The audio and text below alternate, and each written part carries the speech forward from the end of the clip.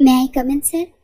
नस्वानी नर्म आवाज पर मुआज कसरानी ने अपनी फाइल से नजरें उठाकर सामने देखा और उसे अंदर आने की इजाजत दे दी। सामने खड़ी 24 साल की लड़की उसकी सेक्रेटरी आयशा अहमद थी। रेड शलवार कमीज में मलबूस, सर पर दुपट्टा नफासत से जमाए वो हमेशा की तरह पुरसकून और बावकार नजर आ रही थी। वो पिछले 7 सालों से उसके ऑफिस में काम कर रही थी और मुआज के मिजाज को अच्छी तरह से जानती थी। सर, मुझे आपसे कुछ बहुत जरूरी बात करनी है, वो झिझकते हुए बोली। हाँ बोलो, मैं सुन रहा हूँ, वो कहकर फाइल एक साइड पर रखता अपने लैपटॉप की स्क्रीन पर झुक गया।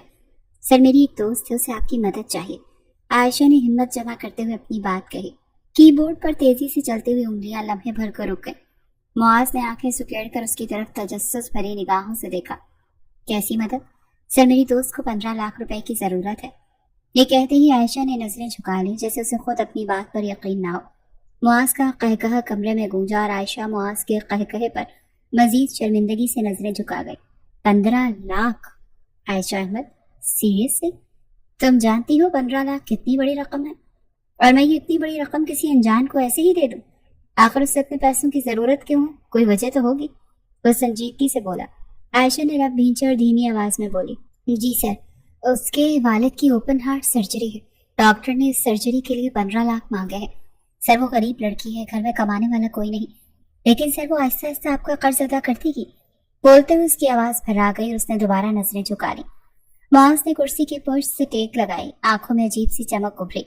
इंटरेस्टिंग, लेकिन वो खुद क्यों नहीं है? जाहिर है पैसा उसे चाहिए तो सामने भी उसे ही आना चाहिए।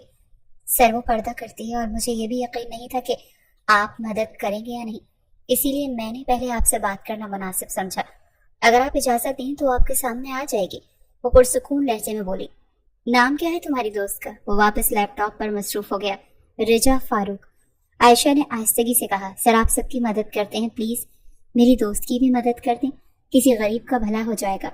उसके लहजे में नमी और अपनाइयत वाज़ेह थी। मुआज की उंगलियां फिर रुक गईं। उसने नजरें उठाकर गहरी सांस ली। आयशा अहमद, हमेशा याद रखना, इस दुनिया में कुछ भी मुफ्त नहीं मिलता, कुछ पाने के लिए हमेशा कुछ खोना पड़ता है। खैर, उसे कल ऑफिस ले आओ, मैं देख लूंगा मुझे उसकी मदद करनी चाहिए या नहीं। और हाँ, उसे कहना मेडिकल रिपोर्ट साथ लेकर आए। वो थोड़ा सा झुका और सर दबाया।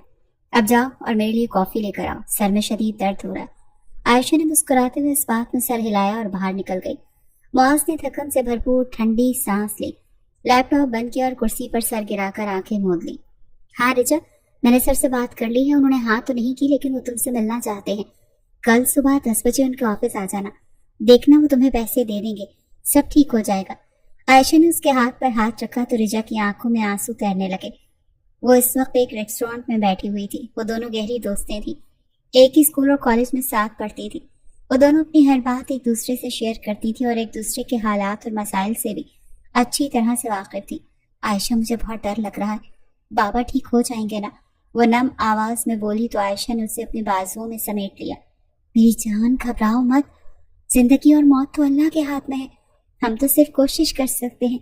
इंशाल्लाह अंकल बिल्कुल ठीक हो जाएंगे, आयशा ने उसे तसल्ली दी। हाँ, मेडिकल रिपोर्ट्स भी साथ ले आना, और फिक्र मत करो, मुआज कैसरानी बहुत अच्छा इंसान है, न जाने कितने लोगों की मदद कर चुका है, वो तुम्हारी भी जरूर मदद कर देगा। आयशा की बात पर रिजा नम आंखों से मुस्कुराई और वो आयशा का शुक्रिया अदा करती, उसके गले लगती, खुदा हाफिज कहती घर आ गई थी।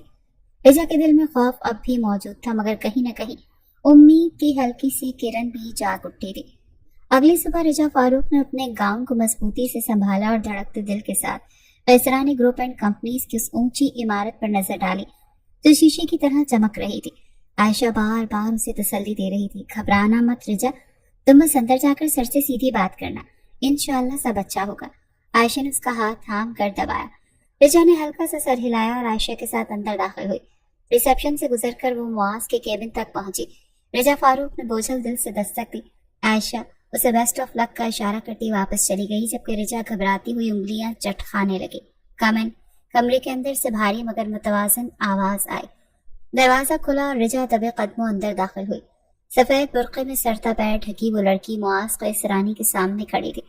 उसके सिर्फ भूरी आंखें नजर आ रही थी। वो सादगी में भी बेहद पुरकशिश लग रही थी। आंखें झुकी हुई थी और हाथों में एक फाइल थी। वो काफी देर तक मुकाबिल के बोलने का इंतजार करता रहा। जब कोई न बोला तो मुआज कैसरानी ने सर उठाया। سامنے کھڑی لڑکی کو دیکھ کر اس کے چہرے پر ایک لمحے کو حیرانی کی لہر دوڑ گئی۔ وہ بالکل ویسی نہیں تھی جیسی اس نے سوچا تھا۔ سامنے کھڑی لڑکی اپنی عمر سے کافی چھوٹی لگ رہی تھی۔ جسم کی کپکپاہٹ اس کے لرزتے ہوئے دل کا پتہ دے رہی تھی۔ آنکھوں میں نمی اور سرخی تھی، جیسے کسی بھی لمحے آنسو ٹپک جائیں گے۔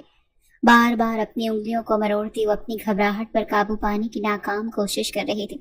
سانسیں تیز چل رہی تھی اور نظریں زمین پر جمی ہوئی تھی۔ معاذ قیصرانی اپنی کرسی پر ٹکا اسے بغور دیکھ رہا تھا، جبکہ وہ بے بسی اور جھجک کے حصار میں قید ہو کر ہمت ہی نہیں کر پا رہی تھی کہ سیدھے اس کی آنکھوں میں دیکھ سکے۔ آپ رجا فاروق ہیں؟ معاذ قیصرانی نے گہری نگاہیں سامنے کھڑی لڑکی پر ڈالی۔ جی سر۔ رجا کی آواز ہلکی سی کانپ رہی تھی۔ بیٹھ جائیے۔ معاذ نے سامنے رکھی کرسی کی طرف اشارہ کیا۔ رجا نے نظریں جھکائے آہستہ سے کرسی پر بیٹھتے ہوئے رپورٹس آگے کر دی۔ یہ میرے بابا کی رپورٹس ہیں سر۔ ڈاکٹرز نے کہا ہے کہ فوری سرجری ضروری ہے۔ سرجری اور دوائیوں پر جو خرچ ہوگا اس کے لیے 15 لاکھ کی ضرورت ہے۔ معاذ نے رپورٹس اٹھا کر بغور دیکھنا شروع کر دی۔ کمرے میں چند لمحے خاموشی چھائی رہی، صرف پیپر پلٹنے کی آواز آ رہی تھی۔ رجا کے دل کی دھڑکنیں اس خاموشی میں اور تیز سنائی دے رہی تھی۔ کچھ دیر بعد معاذ قیصرانی نے فائل بند کر کے گہری سانس لی۔ تو آپ کو مجھ سے 15 لاکھ چاہیے؟ رجا نے بے بسی سے سر ہلایا۔ جی سر، میں جانتی ہوں یہ بہت بڑی رقم ہے، لیکن میرے پاس اور کوئی راستہ نہیں ہے۔ میں آپ کو واپس کرنے کی پوری کوشش کروں گی، آپ کا احسان ہوگا مجھ پر۔ وہ نظریں جھکائے بولی۔ معاذ نے کرسی کی پشت سے ٹیک لگائی، ایک لمحے کو رجا کے چہرے کو غور سے دیکھا اور پھر وہ اٹھ کر رجا کے ساتھ والی کرسی پر بیٹھ گیا۔ رجا اس کے اچانک سے ساتھ بیٹھنے پر گھبراہٹ کا شکار ہوئی۔ کچھ پل کے لیے دونوں کی نظریں ملی، لیکن رجا معاذ کی نظروں کی تاب نہ لاتے ہوئے نظریں جھکا گئی۔ پیسے دینا میرے لیے مسئلہ نہیں ہے، 15 لاکھ دینا میرے لیے معمولی سی بات ہے رجا فاروق۔ وہ تھوڑی دیر رکا۔ لیکن کہتے ہیں کہ ہر چیز کی قیمت ہوتی ہے، پانے کے لیے کچھ کھونا پڑتا ہے۔ اب سوال یہ ہے کہ کیا آپ یہ قیمت چکا سکتی ہیں یا نہیں؟ وہ ہلکا پراسرار مسکرایا۔ یہ سن کر رجا کا دل جیسے زوروں سے دھڑکا۔ وہ حیران اور پریشان نظروں سے اس کی طرف دیکھنے لگی۔ میں آپ کی بات کا مطلب نہیں سمجھی سر، آپ کہنا کیا چاہتے ہیں مجھ سے؟ میں یہ قرض تھوڑا تھوڑا کر کے چکا دوں گی، میں وعدہ کرتی ہوں۔ سر وہ گھبراتے ہوئے جلدی سے بولے۔ میں نے کہا نا رجا کہ مجھے پیسوں سے کوئی مطلب نہیں، 15 لاکھ میرے لیے بہت معمولی بات ہے۔ میں 15 لاکھ آج ہی آپ کے اکاؤنٹ میں ٹرانسفر کر دوں گا۔ اگر میری کسی اور مدد کی ضرورت ہو تو میں وہ بھی کرنے کو تیار ہوں، لیکن میری ایک شرط ہے۔ وہ اٹھ کر واپس اپنی کرسی پر بیٹھ گیا۔ کیسی شرط؟ وہ انگلیاں چٹخاتی پریشانی سے بولی۔ تمہیں مجھ سے کانٹریکٹ میرج کرنی ہوگی۔ معاذ قیصرانی کی بات پر وہ اپنی جگہ جیسے پتھر کی مورت بن گئی تھی۔ ایک پل کے لیے وہ ہلنے کے قابل نہیں رہی، جیسے زمین اس کے قدموں سے کھینچ لی گئی ہو۔ آنکھوں میں بے یقینی اور چہرے پر صدمے کے آثار لیے کچھ لمحے وہ صرف اسے گھورتی رہی، پھر یک دم غصے سے چیخی۔ کیا آپ کو ذرا بھی شرم نہیں آئی ایک لڑکی سے اتنی گھٹیا بات کرتے ہوئے؟ اس کی آواز میں واضح لڑکھڑاہٹ تھی۔ اتنی گری ہوئی سوچ رکھنے والے انسان کو میں اپنا ہمسفر تو دور کی بات ایک لمحے کے لیے بھی برداشت نہیں کر سکتی۔ معاذ قیصرانی، میں آپ کو اچھا انسان سمجھ بیٹھی تھی، لیکن مجھے نہیں پتا تھا کہ آپ اتنی گری ہوئی سوچ کے مالک ہیں۔ رضا کی آنکھوں میں غصے کی چمک اور دل میں شدید نفرت کے جذبات امڈ آئے تھے، جیسے وہ ہر لفظ کے ساتھ اس کی توہین کا بدلہ لے رہی ہو۔ معاذ قیصرانی رضا کے غصے اور انکار کو نظر انداز کر گیا۔ اس کی آنکھوں میں عجیب سا اعتماد اور غرور جھلک رہا تھا، جیسے دنیا کی کوئی طاقت اس کے فیصلے کو بدل نہیں سکتے۔ رضا فاروق، وہ آہستہ مگر کاٹدار لہجے میں بولا، میں جانتا تھا کہ تمہیں یہ بات قبول نہیں ہوگی، مگر یاد رکھو میری بات مذاق نہیں ہے۔ کانٹریکٹ میرج تمہارا انتخاب نہیں بلکہ تمہاری مجبوری بنے گی، پھر تمہارے پاس انکار کا کوئی راستہ نہیں بچے گا۔ اس کے الفاظ رچا کے دل پر ہتھوڑوں کی طرح برس رہے تھے، اور وہ اپنی جگہ بے بس کھڑی آنکھوں میں نمی لیے اسے تک رہی تھی، لیکن معاذ کے چہرے پر بے نیازی چھائی ہوئی تھی، جیسے اسے پورا یقین تھا کہ سامنے والا اس کی بات کو رد نہیں کر سکتا۔ تم اچھی طرح سوچ لو۔ وہ تھوڑا سا جھک کر اس کی آنکھوں میں دیکھتے ہوئے بولا، میں تمہیں وقت دینا چاہتا ہوں۔ یہ نکاح میں وقت گزاری کے لیے نہیں کر رہا، مجھے اس میں کوئی دلچسپی نہیں۔ میں یہ نکاح اپنی اولاد کے حصول کے لیے کر رہا ہوں۔ میری ہونے والی بیوی ماں نہیں بن سکتی، اور ہمارے ہاں جس سے ایک بار رشتہ طے کر دیا جائے اسے ہر حال میں قبول کیا جاتا ہے، چاہے وہ پسند ہو یا نہ ہو۔ وہ رکا، پھر کرسی کی پشت سے ٹیک لگا کر مزید بے رحمی سے بولا، یہ کانٹریکٹ میرج تب تک ویلڈ رہے گی جب تک تم میرے بچے کی ماں نہیں بن جاتی۔ جیسے ہی تم مجھے میرا وارث ہوگی یہ رشتہ ختم ہو جائے گا، اس کے بعد تم آزاد ہوگی۔ میں تمہیں مجبور نہیں کرنا چاہتا، لیکن اپنے باپ کو بچانے کے لیے تمہیں یہ قربانی دینی ہے یا نہیں، ये फैसला तुम्हें करना है, वरना मैं ये पैसा तुम्हें ऐसे ही तो नहीं देने के लिए तैयार हूँ। लेकिन 2 साल के अंदर तुम्हें ये पैसे वापस करने होंगे। मैं जानता हूँ कि 15 लाख इतनी बड़ी रकम है कि तुम जैसी मिडिल क्लास फैमिली से ताल्लुक रखने वाली लड़की 10 साल भी कोशिश कर ले तो इतनी बड़ी रकम नहीं चुका सकती। तुम्हारे पास 2 रास्ते हैं, या तो तुम मुझसे पैसे ले लो और 2 साल के अंदर मुझे 15 लाख लौटा दो। दूसरा ये कि मुझसे कॉन्ट्रैक्ट मैरिज कर लो और मुझे मेरा वारिस दो और तलाक लेकर आजाद हो जाओ और सुकून की जिंदगी गुजारो। उसके लहजे की संगीनी और अल्फाज की कड़वाहट ने रिजा को जैसे अंदर तक हिला दिया। वो लरसती हुई सांसों के साथ कुछ कहना चाहती थी मगर आवाज लबों पर ही दम तोड़ गई। मुआज ने जैसे उसकी हालत को नजरअंदाज करते हुए कागजात उठाए और इत्मीनान से बोला, यूं चीखने चिल्लाने से कुछ नहीं होगा। ठंडे दिमाग से सोचो, तुम्हें ये रकम वापस नहीं करनी पड़ेगी, बाकी सब तुम्हारी मर्जी। मैंने अपनी शर्त बता दी है, 1 दिन का वक्त है तुम्हारे पास, अच्छी तरह से सोच समझ लो। ये कहकर वो मुकम्मल सुकून के साथ दोबारा अपने काम में मसरूफ हो गया जैसे अभी कुछ हुआ ही ना हो। जबकि रिजा आंखों में आंसू, कांपते हाथों और बोझल दिल के साथ वहां से निकली। बाहर निकलते ही कदमों में लर्जिश थी, जैसे जमीन भी उसका साथ छोड़ रही हो। वो घर वापस आई मगर दिल और दिमाग पर मुआज के अल्फाज की बाज़गश्त इतनी गहरी थी कि हर सांस उसके लिए अजियत बन गई थी। वो घर आई तो कमरे की खामोशी में वो तकिए में मुंह छुपाकर पूरी रात रोती रही। उसके दिल पर एक ऐसा बोझ आन पड़ा जिसने उसे तोड़ कर रख दिया था। लेकिन वो जानती थी कि अपने बाप को बचाने के लिए उसे कड़वा घूंट पीना ही होगा, यह कुर्बानी देनी होगी। वो सोचती रही, सिर्फ 2-3 साल खुद को तसल्ली देती रही कि यही सब्र का इम्तिहान है। बाप का अच्छा इलाज हो जाएगा, छोटे बहन भाइयों का मुस्तकबिल संवर जाएगा। मगर इस तसल्ली के बावजूद दिल का जख्म उसे हर लम्हा लहू लहान करता रहा। बारिश की तेज बूंदें शहर की सड़कों को भिगो रही थी। रिजा भीगा गाउन संभालती बोझल कदमों से तेज तेज चल रही थी। उसके हाथ में मोबाइल था जिसकी स्क्रीन पर अस्पताल की तरफ से एक मैसेज चमक रहा था, कल जब तक पैसे ना मिले तो आपके वालिद की सर्जरी नहीं हो सकेगी। ये अल्फाज उसके दिल पर पत्थर की तरह गिर रहे थे। बाप के चेहरे का ख्याल आते ही वो बेबसी के साथ रो पड़ी। अब सिर्फ मुआज पैसरानी की मेरी मदद कर सकता है। यही सोचती वो जल्दी से मुआज की कंपनी में दाखिल हुई। रिसेप्शन पर मौजूद लड़की से इजाजत लेती वो अंदर दाखिल हुई। वो जो काम में बुरी तरह से मसरूफ था रिजा को देख कर चौंक गया। आंखों में हैरानी लिए वो उसकी तरफ बढ़ा। क्या हुआ रिजा, आप रो क्यों रही हैं? वो परेशानी से पूछ रहा था। मैं आपसे निकाह करने के लिए तैयार हूँ। मेरे वालिद की कल सर्जरी हो और अगर पैसे जमा न करवाए तो फिर उनकी सर्जरी नहीं हो सकेगी। प्लीज मुझे पैसे दे दें, बदले में मैं निकाह करने के लिए तैयार हूँ। वो रोते हुए हाथ जोड़कर बोली तो उसकी बात पर मुआज पैसरानी ने अपनी मेज की दराज से कॉन्ट्रैक्ट पेपर निकाल कर उसके सामने रखे और उसके ऊपर एक पेन रखा। तो वो कांपते हुए उस कॉन्ट्रैक्ट पेपर को उठाकर पढ़ने की कोशिश करने लगी। आंखों के सामने बार बार अंधेरा छाने लगा। एसी की कूलिंग के बावजूद रिजा के पूरे जिस्म में सरसराहट होने लगी। उसे लग रहा था जैसे उसके जिस्म में खून मुंजमद होने लगा है। उसकी टांगें आहिस्ता आहिस्ता कांपने लगी तो मुआज ने उसकी हालत को समझते हुए उसके सामने पानी रखा और उसे कांधे से पकड़कर कुर्सी पर बैठाया और खुद भी वो सामने रखी चेयर पर बैठ गया। रिजा ने नजरें उठाई। उसके सामने बैठा शख्स इस वक्त ब्लैक डिनर सूट में मलबूस था। सफेद रंगत, भूरे भूरे बाल, रोशन शहद रंग आंखें, उसके हल्के गुलाबी होंठ आपस में भींचे हुए थे जैसे वो रिजा की निगाहों से गैर आरामदेह महसूस कर रहा हो। सफेद हाथों की उंगलियां मुसलसल लैपटॉप की बोर्ड पर चल रही थी। उसके चेहरे पर कोई तासुर नहीं था। वो बिल्कुल स्पार्ट अंदाज अपनाए अपने काम में मसरूफ था। सामने बैठा वो शख्स बिलाशुबा वजीह शख्सियत का मालिक था। वो किसी भी लड़की का ख्वाब हो सकता था। थोड़ी देर बाद मुआज पैसरानी ने लैपटॉप एक साइड पर रखा और रिजा फारूक की तरफ मुतवज्जे हुआ जो मुसलसल हाथों की उंगलियां चटखाती परेशानी से उसे देख रही थी।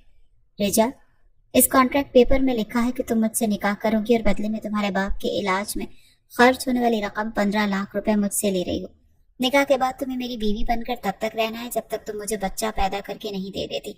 बच्चा पैदा होने के बाद इस बच्चे से तुम्हारा कोई ताल्लुक नहीं होगा और न ही तुम्हारा मुझसे ताल्लुक होगा। बच्चा पैदा होते ही मैं तुम्हें तलाक दे दूंगा और तुम आजाद होगी। ये सब कुछ तुम अपनी मर्जी से कर रही हो और तुम पर कोई जोर जबरदस्ती नहीं की जा रही। उसने पर्चे पर लिखी सारी बातें दोहराई तो रिजा ने कांपते हाथों से जल्दी से साइन कर दिए। दिल बेख्तियार धड़कने लगा। उसने निगाहें उठाई और वापस उस शख्स पर मरकूज कर दी जो कॉन्ट्रैक्ट पेपर उठाकर देख रहा था। उसके चेहरे पर कोई तासुर नहीं था। वो बेहद प्रोफेशनल अंदाज में पेपर को देख रहा था।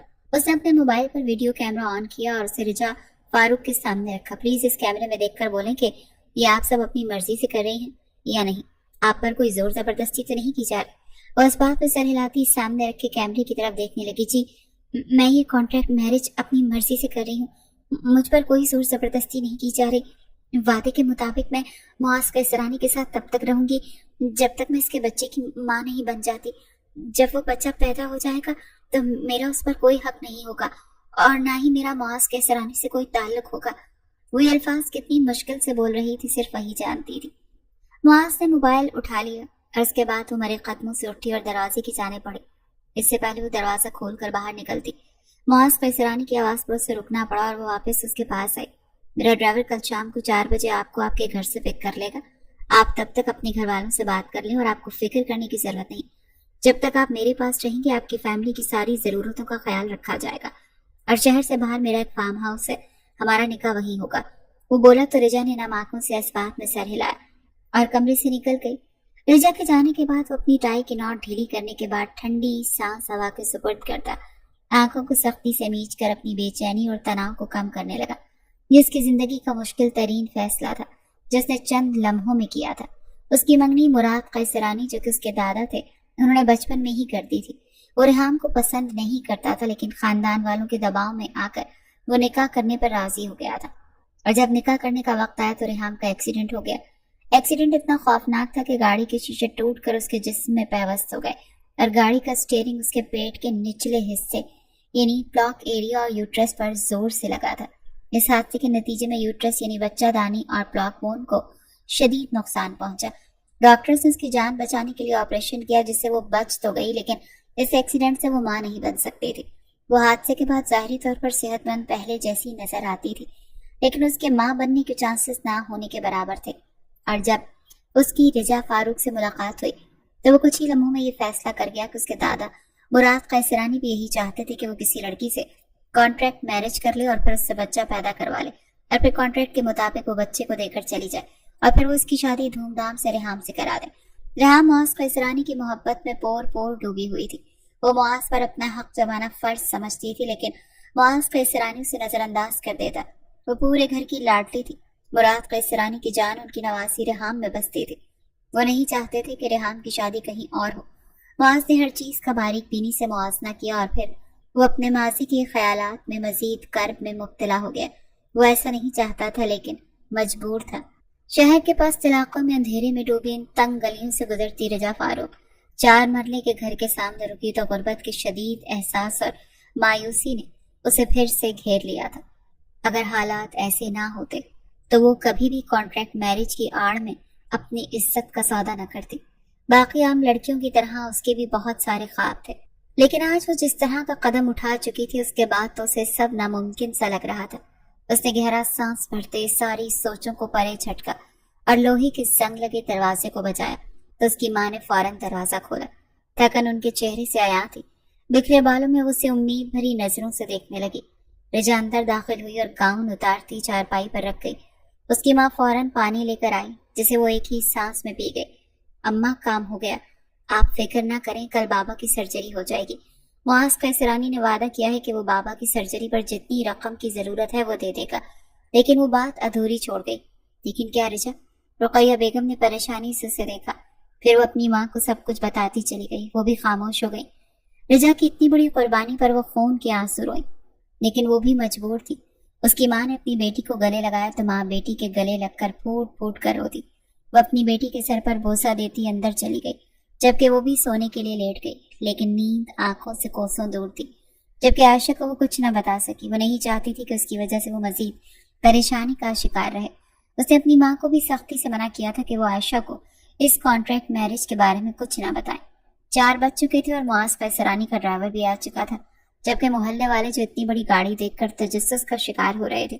رقیہ بیگم نے ان کا یہ کہہ کر منہ بند کیا کہ رجا کو نوکری مل گئی ہے جس کی وجہ سے وہ دوسرے شہر جا رہی ہے.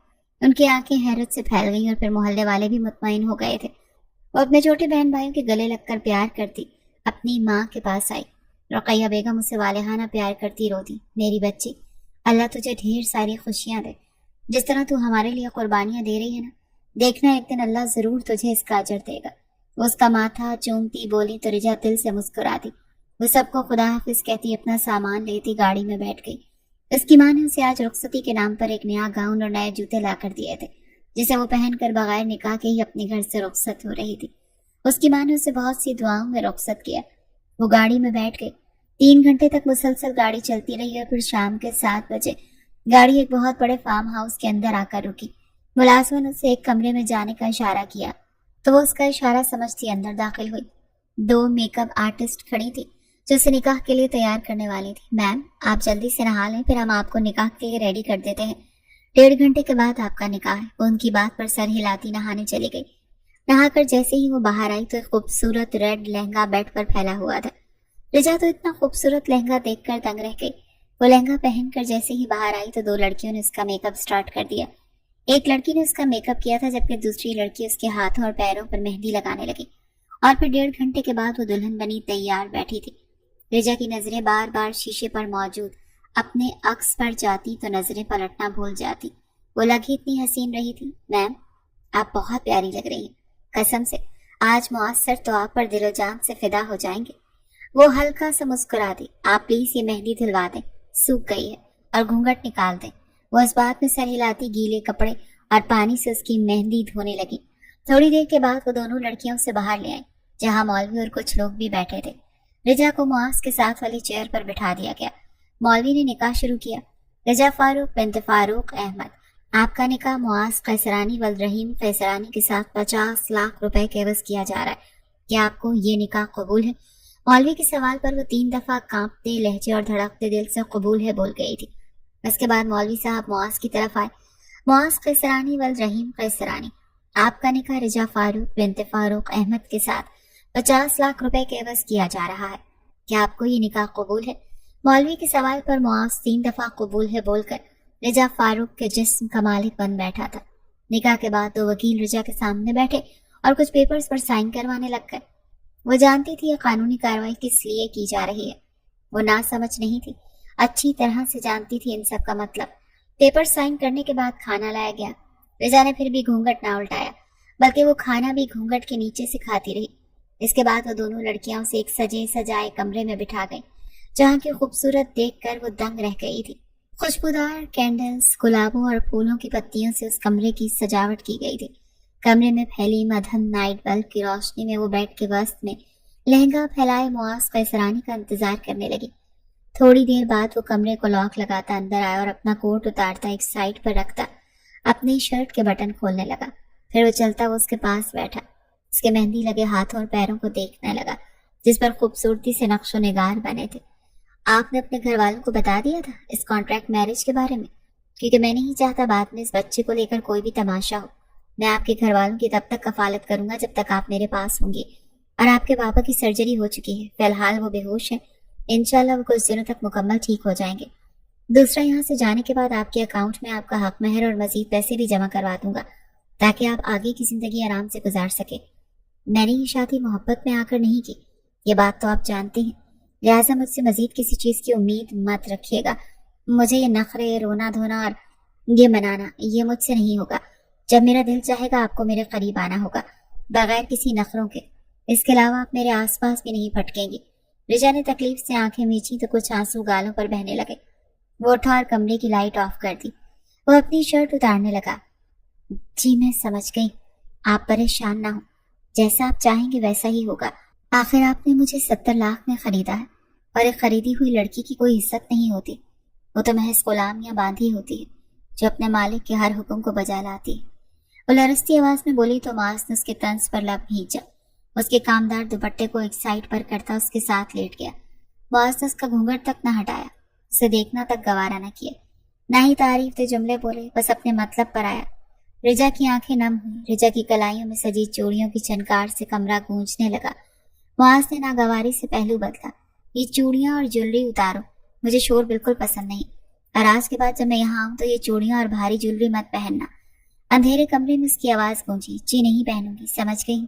चूड़ियां और ज्वेलरी रिमूव करती वो उसके साथ लेटी तो घबराहट का शिकार होने लगी। जिस्म कांपने लगा, लेकिन वो खुद को मजबूत जाहिर करने की कोशिश कर रही थी। लहंगा उतारो, वो बोला। जी, शर्ट के पीछे डोरियां हैं, अंधेरे में मुझसे नहीं खुलेंगी, मैं रोशनी में खोल कर आती हूँ।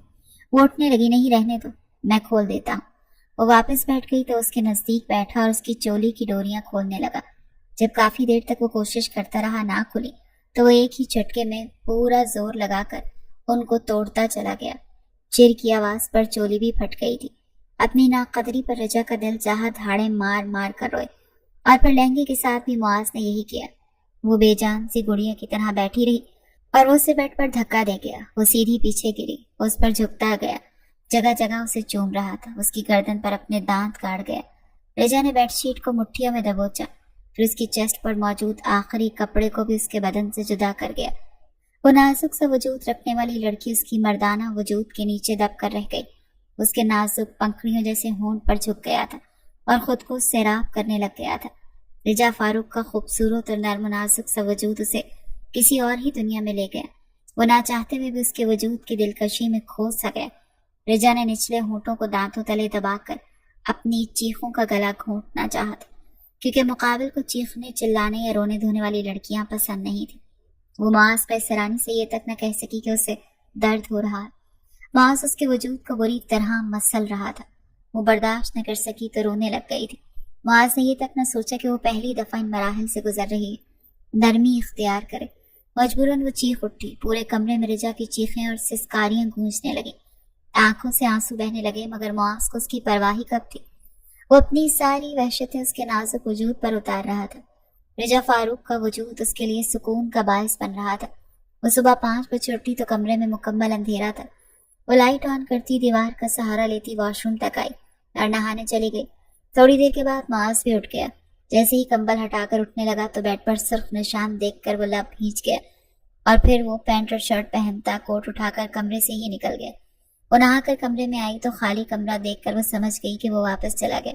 वो भी नमाज पढ़कर कुरान पाक लेकर बैठ गई थी।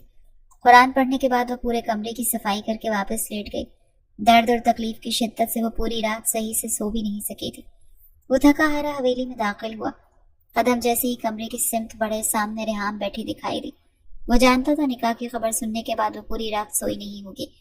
हमेशा खुद को तैयार रखने वाली वो लड़की आज सादा सी टी शर्ट और ट्राउजर में बिखरे बालों और सूजी हुई आंखों के साथ बैठी थी। बचपन से वो सुनती आई थी कि मुआज का इसरानी सिर्फ उसका है, लेकिन आज वो किसी और का हो चुका था। मुआज ने नजरें चुराकर कमरे की तरफ जाने लगा, मगर रेहाम की लरसती आवाज पर उसके कदम आगे बढ़ने से इनकारी हो गए। मुआज, बस अब तुम उसके करीब नहीं जाओगे। एक दफा बहुत है, क्योंकि तुम पर सिर्फ मेरा हक है। वो गुस्से और बेबसी से चीखी। तुम समझने की कोशिश क्यों नहीं कर रही? मैं ये मजबूरी में कर रहा हूँ। मैं अपने माँ बाप का इकलौता बेटा हूँ रेहाम। अगर मेरी अपनी औलाद ही नहीं होगी तो मेरी नस्ल आगे कैसे चलेगी? मैं तुमसे मोहब्बत नहीं करता, लेकिन फिर भी मैं ये सब कुछ तुम्हारे लिए ही तो कर रहा हूँ, ताकि हमारा आने वाला कल मुकम्मल हो सके। रेहाम की आंखों से आंसू टपकने लगे। वो भारी लहजे में बोली, जब वो लड़की माँ बन जाएगी तब तुम उससे बच्चा लेकर उसे तलाक दे दोगे और मुझसे शादी कर लोगे ना? वो उंगलियां चटखाने लगी। उसकी नम आंखों और लरसती आवाज के बावजूद मुआज ने कोई जवाब न दिया। खामोशी से एक तरफ होता सीढ़ियां चढ़ने लगा। पीछे से रेहाम चीख उठी, मुआज, मेरी बात का जवाब दो, तुम मुझे नजरअंदाज नहीं कर सकते। मगर वो अपनी रफ्तार तेज करता सीधा कमरे में आया और बिस्तर पर गिरते ही आंखें मूंद ली। वो थोड़ा सा आराम करना चाहता था। वो पूरी रात नहीं सो सका था। वो शावर के नीचे खड़ा था। पानी की धारें उसके चेहरे और वजूद पर गिरती जा रही थी। ना चाहते हुए भी जहन बार बार रजा फारूक की गिर्द घूमने लगा। जैसी उसने आंखें मूंदी, रजा की चीखें और सिसकियां उसके कानों में गूंज उठी। वो लम्हा एक आसेब की तरह उसके दिलो दिमाग पर छाया हुआ था। पानी की बूंदें उसके चेहरे से बह रही थी, मगर असल दर्द तो उसकी आंखों में था। वो जानता था कि उसे ऐसा नहीं करना चाहिए था। रजा मासूम थी, बेबस थी। वो उसकी कुर्बत में इतना खो चुका था कि उसे होश ही ना रहा, और वो जानता था कि वो उसके साथ नरमी इख्तियार करने के बजाय बेरहमी इख्तियार कर गया था। वो बात गाउन पहन कर बाहर निकला था। तौलिए से बालों को रगड़ता तौलिया एक तरफ उछाल गया। अपनी सारी सोचों को झटकता फ्रेश होकर नीचे आया था। हवेली के सब लोग डाइनिंग टेबल पर मौजूद थे सिवाय रेहाम के। मुराद कैसरानी ने संजीदा लहजे में पूछा, तुमने उस लड़की से कॉन्ट्रैक्ट पेपर साइन करवा लिए हैं? ये ना हो कि वो बच्चा पैदा करने के बाद इस बुनियाद पर तुम्हें यहाँ में ब्लैकमेल करे। मुआज ने सर हिलाया, जी सब कर लिया है, आप फिक्र न करें। मैंने फार्म हाउस पर भी सब नौकरों को समझा दिया है कि वो उसका ख्याल रखें। मुआज के दादा मुतमईन होकर खाने में मसरूफ हो गए, जबकि मुआज ने बेचैनी से पहलू बदला। वो ना चाहते हुए भी फार्म हाउस पर गुजरी रात के बारे में सोचने लगा। कितना सुकून महसूस किया था उसने। उस सुकून को याद करते वो बेचैन हो रहा था। दिल बार बार रजा फारूक की कुर्बत को मचलने लगा था। लेकिन वो अपनी सारी सोचों को झटकता तैयार होकर हवेली से निकल गया। 1 हफ्ता गुजर चुका था, लेकिन मुआज ने रजा के करीब आना गवारा नहीं किया। वो रोज नौकरों को फोन करके उसकी खैरियत दरियाफ्त कर लेता, मगर दिल की बेचैनी थी कि कम होने के बजाय बढ़ती ही जा रही थी। बार बार दिल चाहता कि सब कुछ छोड़कर उसके पास चला जाए, मगर जिद और जब्त के बोझ तले वो खुद को मसरूफ रखने की कोशिश करता रहा। वो हवेली आ गया, मगर वहां भी दिल को सुकून ना मिला। जज्बात की शिद्दत उसे बेचैन कर रही थी। बिस्तर पर लेटते हुए भी रजा का ख्याल एक पल के लिए ना छूटा। वो मजबूर होकर कमरे से बाहर निकला तो रेहान ने उसे इतनी रात को हवेली से निकलते हुए देख लिया। उसका दिल एक बार फिर खून के आंसू रोया। उसके दिल में रजा के लिए मजीद नफरत और हसद भर गया। रात के 2 बजे मुआज फार्म हाउस के दरवाजे पर पहुंचा। वो आहिस्ता से अंदर दाखिल हुआ तो कमरे में खूब अंधेरा था, मगर खामोशी में भी किसी की भारी सांसों की आवाज गूंज रही थी। दरवाजा बंद होने की आवाज पर रजा चौंक गई और सहम कर उठ बैठी। मुआज, आप हैं? उसने नरस्ती आवाज में पूछा। मुआज उसके सही अंदाजे पर हैरान रह गया। तुम्हें कैसे पता चला? कमरे में तो अंधेरा है। वो आहिस्ता से बेड के करीब आया और शर्ट उतार कर एक तरफ रख दी। जी, आपके बॉडी परफ्यूम से पहचान गई हूँ, वो धीरे से बोली। फिर झिझकते हुए कहा, मैं कमीज उतार चुकी हूँ, आप आ जाए बेड पर, मैं तैयार हूँ। उसके लहजे की कपकपाहट मुआज से छुपी न रह सकी। वो रुक सा गया और नरम लहजे में बोला, नहीं, तुम मेरी कमर दबा दो। हवेली से आते आते थक गया हूँ, बदन रिलैक्स होगा तो ही तुम्हारे करीब आ सकूंगा। 1 हफ्ते से जो बेचैनी उसके वजूद में सरायत कर गई थी, अब इस बेचैनी का नामो निशान तक नहीं था। जी, मैं दबा देती हूँ, वो धीरे से बोली और झिझकते हुए ऊपर बैठकर उसकी कमर दबाने लगी। काफी देर तक वो यूं ही उसकी कमर दबाती रही। मुआज ने पलटकर सीधा होना चाहा तो रिजा लुढ़क कर बराह रास्त उसके ऊपर गिरी। वो लम्हा दोनों के लिए अजीब था। सांसों की तेज धड़कनें एक दूसरे के वजूद में घुलने लगी। कमरे की खामोश फिजा उनके करीब आती सांसों से भर गई। मुआज ने नीम मधोशी से पूछा, तुम्हें यहाँ डर तो नहीं लगता? नहीं, मैं ठीक हूँ, रिजा ने बमुश्किल कहा। उसकी इतनी नजदीकी पर रिजा के दिल की धड़कनें तेज हुई थी। मुआज ने उसकी कमर को मजबूती से पकड़ा तो वो कांपने लग गई। वो उसके चेहरे पर उंगलियां ट्रेस करते बोला, पहली दफा जब तुम मेरे करीब आई थी तो बहुत रोई थी, इसके लिए मैं तुमसे माफी चाहता हूँ। उस वक्त मुझे अपना होश नहीं था, थोड़ी ज्यादा सख्ती कर गया था। वो लम्हे भर रुका और उसको बेड पर मुंतकिल कर गया और उसकी गर्दन पर लब रख गया। वो कांपते हुए बेडशीट मुट्ठियों में जकड़ गई। वो अपनी कमीज तो पहले ही उतार चुकी थी। वो अपनी बात जारी रखते बोला, लेकिन आज मैं कोशिश करूंगा कि तुम्हें ज्यादा तकलीफ ना हो। ये कहकर वो धीरे धीरे उस पर झुकने लगा और रिजा के वजूद को अपनी गिरफ्त में ले लिया। मुआज, आहिस्ता करें प्लीज, मुझे दर्द हो रहा। वो उखड़ती सांसों के दरमियान बोली थी, लेकिन वो तो इतना मदहोश था कि उसे रिजा की कांपती आवाज और उखड़ती सांस तक सुनाई नहीं दे रही थी। काफी देर बाद वो तौली से पसीना पोंछता उससे दूर हुआ और बिस्तर पर सुकून से आंखें बंद करता सोने की कोशिश करने लगा, लेकिन रिजा की हालत ठीक नहीं थी। वो अब भी हौले हौले कांप रही थी। पूरे वजूद में दर्द सरायत कर चुका था। वो सोने की कोशिश करने लगी, लेकिन सो न सकी। फिर अचानक मुआज ने उसे अपनी तरफ खींच कर बाहों में भर लिया। वो भी सुकून महसूस करती उसके सीने में मुंह छुपा गई। क्या हुआ? क्यों रो रही हो? दर्द ज्यादा हो रहा है? वो एक ही सांस में इतने सारे सवाल कर गया। जी, थोड़ा सा दर्द हो रहा है। वो उसकी नाक की टिप को चूमता पीछे हुआ और उसके लम्स पर मुआज के सीने में ही छुपने लगी थी। वो रिजा को इस हरकत पर मुआज के लब मुस्कुराहट में ढले और फिर वो सुकून से आंखें मूंद गया। सुबह की नरम किरणें खिड़की से छन छन कर अंदर आ रही थी। मुआज जैसे ही जागा तो आंखें मसलने लगा। आज वो बहुत ज्यादा सो गया था। अमूमन वो 8 बजे उठ जाता था। आज दोपहर के 12 बज रहे थे। नजरें साथ सोए वजूद पर पड़ी तो दिल तेजी से धड़कने लगा। इस पल वो हैरान रह गया। कोई इतना हसीन भी हो सकता है? न जाने कितने पल वो हरकत न कर सका। लंबे घने और स्याह रेशम जैसे सिल्की बाल उसकी कमर से नीचे तक बिखरे हुए थे, जिनमें रोशनी पड़कर चमक मजीद बढ़ा रही थी। वो पुरसुकून नींद में उसके बाजू पर सर रखे सो रही थी। मुआज के हिलने पर वो जरा सा कसमसाई तो उसने नरमी से उसका सर तकिए पर रखा और खुद टिकटिकी बांधे उसके सरापे को देखने लगा। गुलाबी से नाजुक होंठ, दूध जैसी रंगत, छोटी सी सुतवा नाक जहाँ एक छोटी सी सफेद लौंग चमक रही थी, और नाजुक सा सरापा जो इस वक्त मुआज की शर्ट में छुपा हुआ था। माथे पर हल्के हल्के पसीने के कतरे उसे और भी दिलकश बना रहे थे। वो मुकम्मल तौर पर उसके रंग में रंगी हुई लग रही थी। मुआज को ऐसा लगा जैसे ये लड़की उसकी जिंदगी का सबसे खूबसूरत तोहफा है और अब वो जिंदगी भर इससे दूर नहीं जा सकेगा। मोहब्बत ने पहली ही नजर में उसके दिल पर दस्तक दे दी। वो बहुत ही प्यार से उसके लबों पर झुका और हल्के से उसके होंठों पर होंठ रख गया। उसके होंठ मुस्कुराहट में ढल गए। वो बेड से उठ गया, फ्रेश होने के लिए वॉशरूम चला गया। खटके की आवाज पर रिजा ने हल्की सी आंखें खोली तो सामने मुआज पैंट पहने शर्टलेस खड़ा बालों में कंघी कर रहा था। वो मुआज को देखकर घबराहट का शिकार होने लगी। वो जल्दी से उठी तो दर्द की शदीद लहर से चकरा कर रह गई। वो खुद को संभालती जल्दी से दोबारा कंबल में खुद को छुपाने लगी जो सिर्फ मुआज की शर्ट पहने हुए थी। मुआज जो शीशे में उसकी सारी हरकतें देख रहा था खामोशी से उसकी तरफ आया तो वो जल्दी से चेहरा छुपाने लगी। रिजा ने शर्म से नजरें झुका ली। मेरी शर्ट दो, वो बोला और अपनी हंसी को कंट्रोल करने लगा। मेरे पास नहीं है आपकी शर्ट, वो कहते ही जल्दी से कंबल में घुसने लगी। ये जो तुमने पहनी हुई है ये क्या है, बताओ। चलो जल्दी दो, मैं अपने साथ कोई कपड़े नहीं लाया, मुझे बाहर जाना है, मैं ऐसे तो नहीं जा सकता। वो पैंट की जेबों में हाथ डाले बड़े मजे से बोला तो वो रोहासी हुई। मैंने नीचे कुछ भी नहीं पहना हुआ, आप प्लीज मुझे मेरे कपड़े दे दें और थोड़ी देर के लिए प्लीज बाहर चले जाए, मैं भी उतार कर देती हूँ।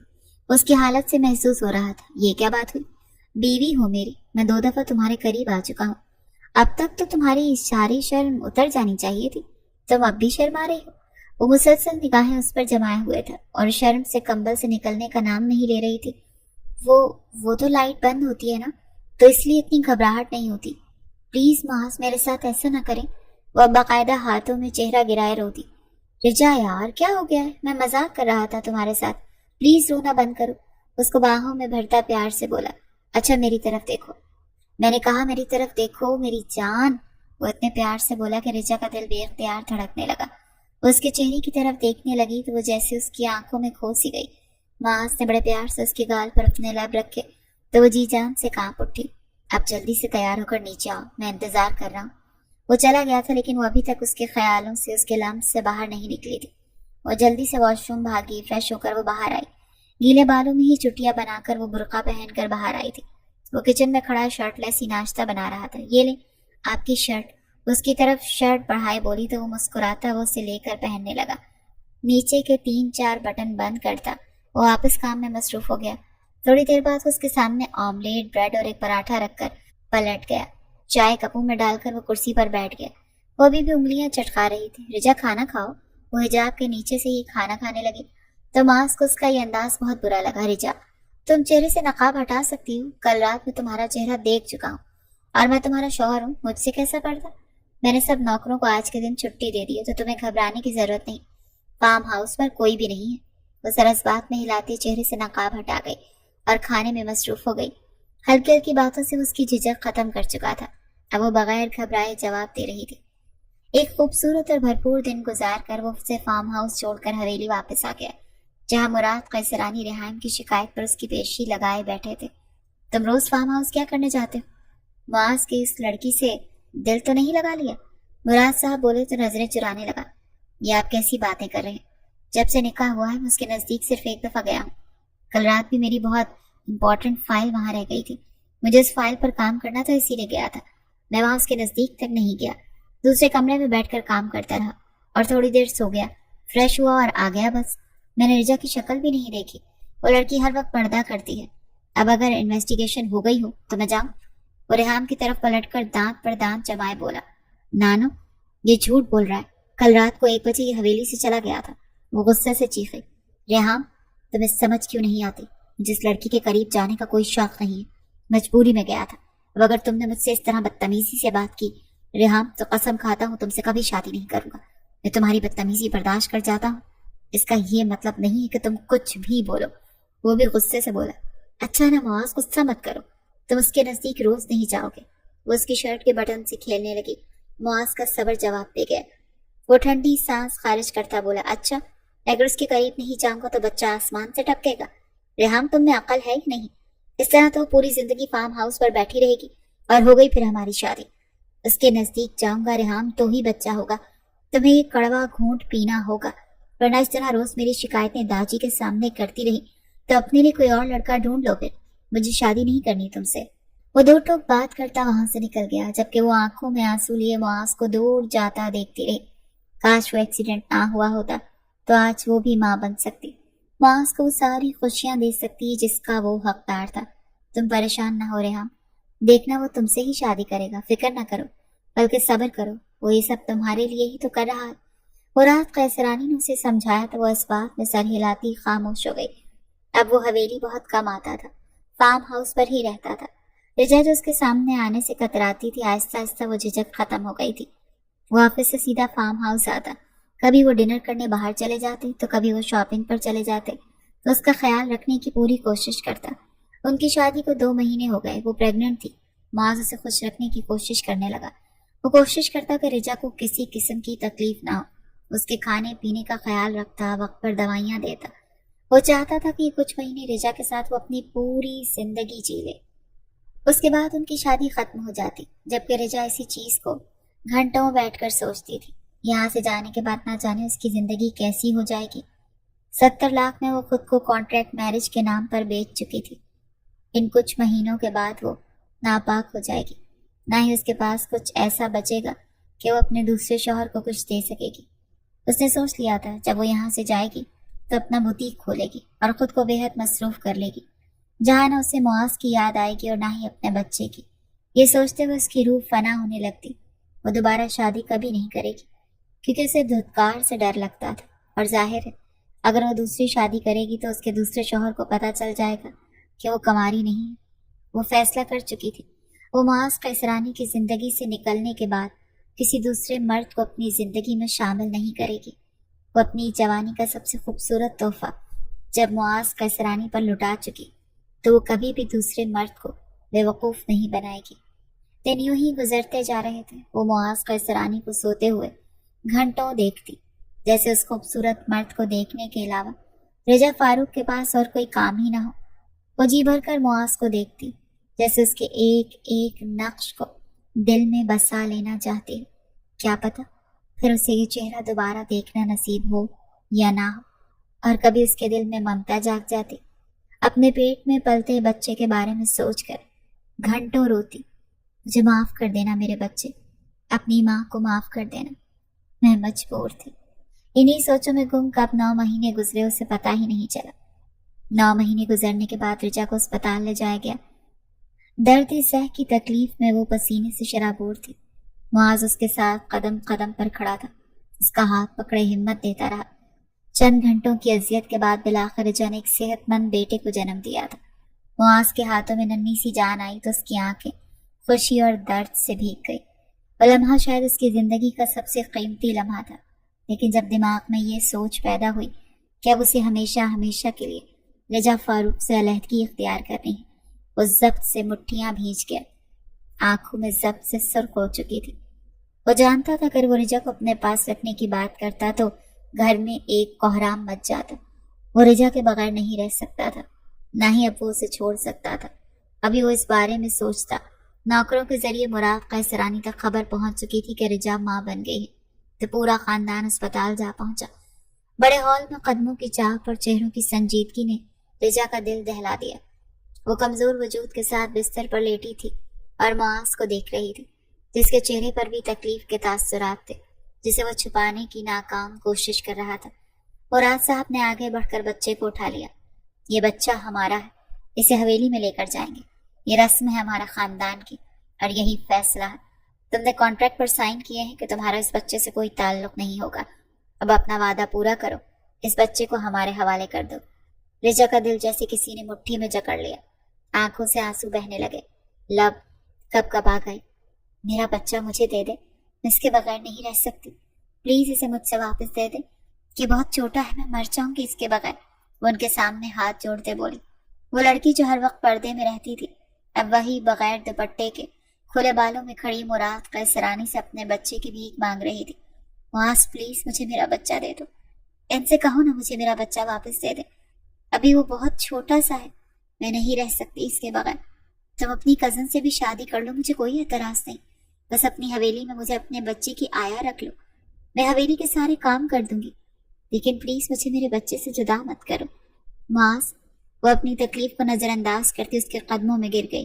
اور معاذ وہیں بت بنا کھڑا رہا، مگر کسی نے اس کی فریاد نہ سنی۔ عورتیں اور مرد سب بچے کو گود میں لیے ایک دوسرے کو مبارکباد دینے لگے۔ پھر رسم و رواج کے نام پر وہ ننھی سی جان کو رجا کے پہلو سے جدا کر کے حویلی لے گئے۔ وہ منظر رجا کی روح کو چیر گیا۔ وہ کمزور آواز میں بار بار دہراتی رہی، میرا بچہ معاذ، میرا بچہ مجھے واپس دے۔ لیکن جواب میں صرف دروازے کی بند ہونے کی آواز آئی۔ اس دن رجا نے محسوس کیا کہ وہ صرف ایک معاہدہ تھا۔ ماں ہونے کے باوجود اپنے ہی وجود کا حصہ وہ کھو چکی تھی۔ اسے اپنے ہی بچے پر کوئی حق حاصل نہیں تھا۔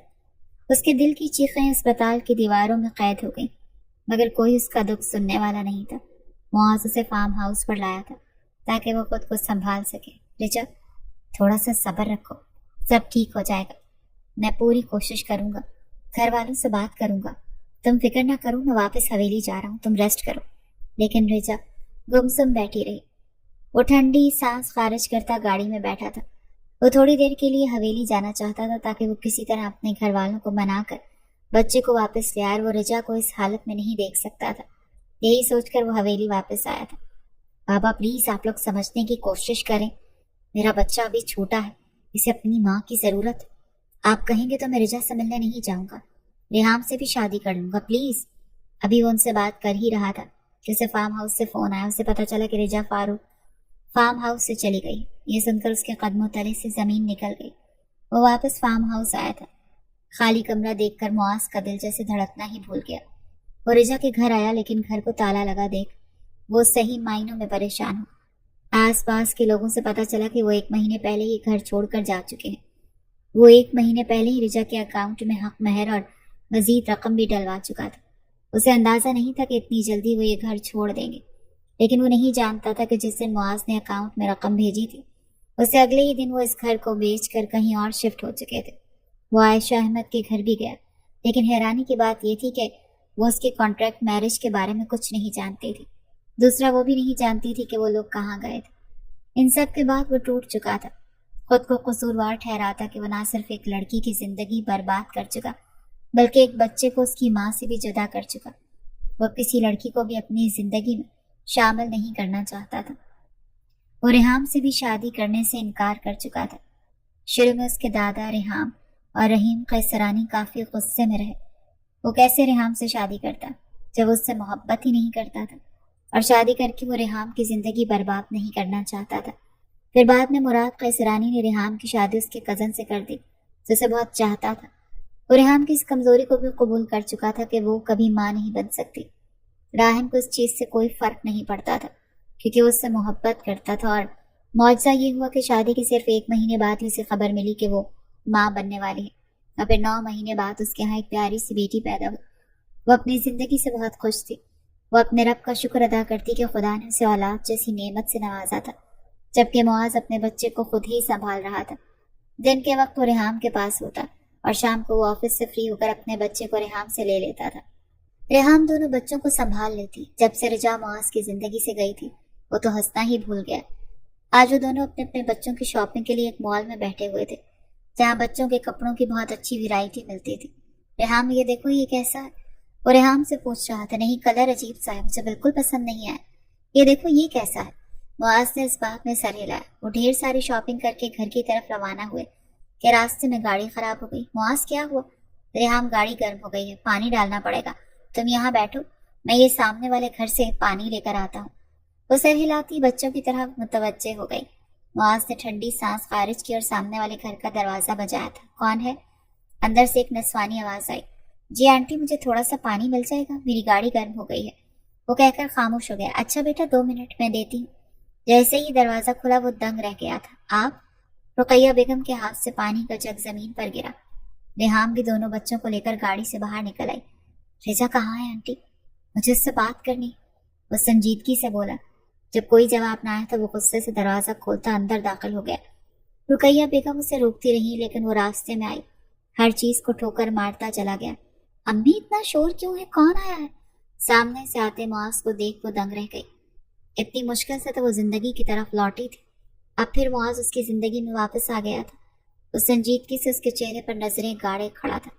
معاذ پلیز غصہ نہ کرو، 2 سال بعد ملی ہے وہ تمہیں، سکون سے بیٹھ کر بات کرو۔ ریحام نے اسے سمجھانا چاہا، कैसे आराम से बैठकर बात करूं रेहान? ये लड़की मुझे अपनी मोहब्बत में कैद करके बगैर बताए फार्म हाउस से चली गई और तुम कह रही हो कि आराम से बात करो? 2 साल रेहान, 2 साल कहाँ कहाँ नहीं ढूंढा मैंने इसे। मैं ही पागल था रेहान, जिस लड़की से प्यार कर बैठा और लब भींच गया और सामने खड़ी लड़की जलजलों की जद में आई थी। वो यही समझी थी कि मुआज उससे हमदर्दी के बिना पर वो बातें कर रहा है। वो इस वक्त इतनी डिस्टर्ब थी कि उसे कुछ समझ नहीं आ रहा था। और तुम्हें क्या मुझ पर यकीन नहीं था? जब मैंने तुम्हें कहा था कि सब्र करो, मैं सब ठीक कर दूंगा, तुमने मेरा यकीन क्यों नहीं किया? बताओ मुझे। वो गुस्से से चीखा। मैं डर गई थी मुआज। मेरा बच्चा कहाँ है? खुदा के वास्ते मुझे बता दो, मेरा बच्चा कहाँ है? अपने बच्चे के लिए मैं पल पल तड़पी हूँ मुआज, मुझे माफ कर दो। उस वक्त और हालात ही ऐसे थे कि मुझे लगा कि तुम अपने घर वालों का ही साथ दोगे, तुम मुझे तलाक दे दोगे, इसीलिए बगैर सोचे समझे तुम्हें छोड़कर आ गई। मुझे माफ कर दो। उसके कदमों में बैठ गई। मास ने उसे उठाकर सीने से लगाया था।